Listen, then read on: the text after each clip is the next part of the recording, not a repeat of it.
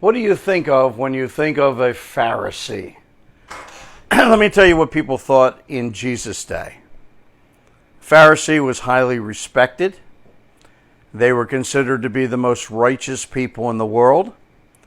They were the ones that they believed knew the Bible better than anyone else. They were more committed than anyone else, and they followed the letter of the law. That's how people saw a Pharisee back then.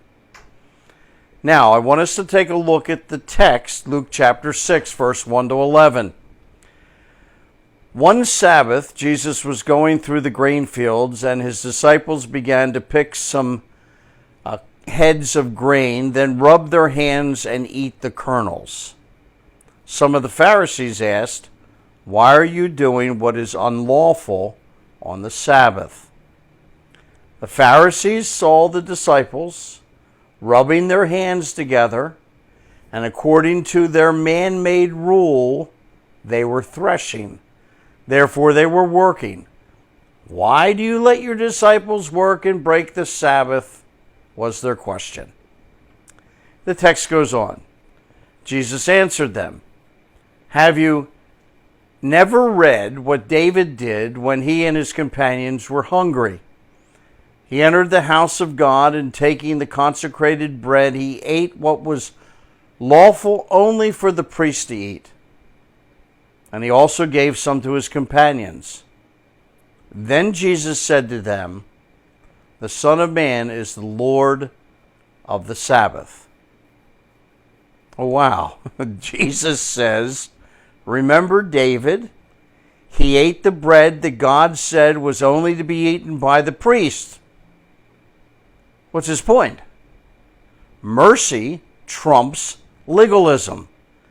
You need to see the spirit of the law, not the letter of the law. Mercy is first. The text goes on. On another Sabbath, he went into the synagogue and was teaching, and a man was there whose right hand was withered. The Pharisees and the teachers of the law were looking for a reason to accuse Jesus, so they watched him closely to see if he would heal on the Sabbath. Now, why were they looking?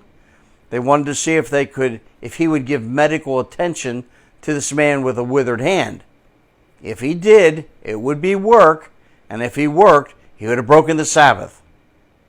Text goes on, says, but Jesus knew what they were thinking and said to the man with the withered hand, "Get up and stand in front of everyone." So he got up and stood there. And then Jesus said, "I ask you, which is lawful on the Sabbath, to do good or to do evil, to save life or to destroy it?" He looked around at all of them and then said to the man, "Stretch out your hand." And he did so, and his hand was completely restored. Now just think. Jesus says, "Hey, you with the withered hand, come up here on the stage with me."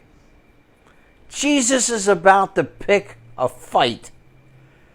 He could have said to the guy, "If you hang around until 6:05 when the Sabbath ends, I'll heal you." He could have said to the guy, "Listen, I want you to put your hand in your pocket, and I don't want you to pull it out until you get home, and then look at it. You will be very happy." No. Come up here. Let everyone see what I'm about to do. And he says, "Stretch out your hand," and the man is healed. For healing trumps the Sabbath law. Text goes on and says, but the Pharisees and the teachers of the law were furious and began to discuss with one another what they might do to Jesus. They wanted to kill him. Now I want you to listen. They were so into their man-made traditions that they were willing to kill Jesus and break a major commandment, "Thou shalt not kill." They were willing to kill him because he healed a man on the Sabbath. That's bizarre. It violates "Thou shalt not kill." Because he showed mercy on the Sabbath, they wanted to kill him? Here's the point. When you think of a Pharisee, you think of somebody that is harsh, judgmental, arrogant, and I want to call them jerks.